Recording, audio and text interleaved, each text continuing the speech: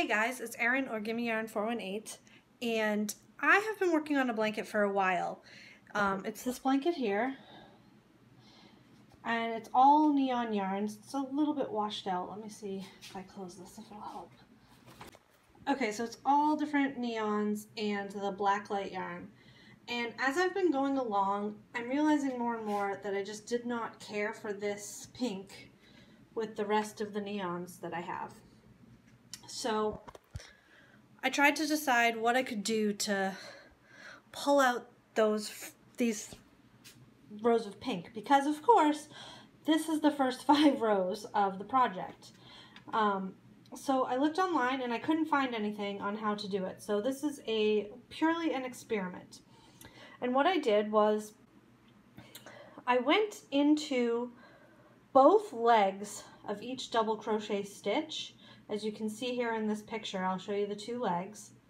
And I put my hook through those, and I did a single crochet, a very loose. As you can see here, this is an extremely loose single crochet along the edge.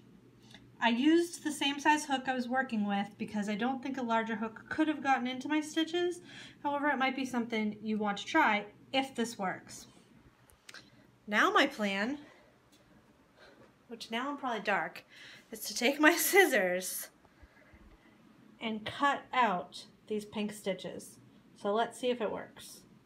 Okay, once I start cutting, I'm not really going to be able to see what I'm showing you, but my plan is to cut into, let me see, my plan is to cut into the double crochets and then pick out the little bits so that I don't accidentally snip the yarn.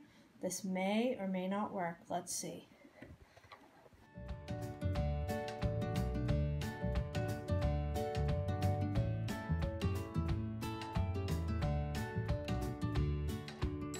Now my tip to you is going to be to cut at the very base of the stitch, because we don't want to cut into this, because that will leave the yarn open and what's the word for it? Live. And you don't want any live stitches because that will unravel the blanket. So cut as close to the base as possible, and then we're just going to pick out these bits. So I'm going to finish cutting off the rest, and then we'll see what happens. Or maybe we won't.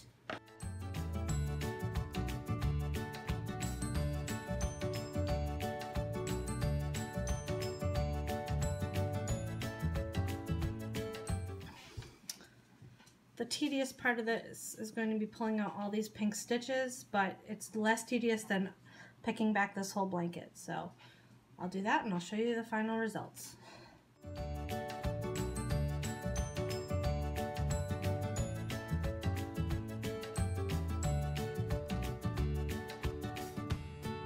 Okay, that didn't take nearly as long as I thought it would, and in my estimation, this looks great, exactly what I was hoping for.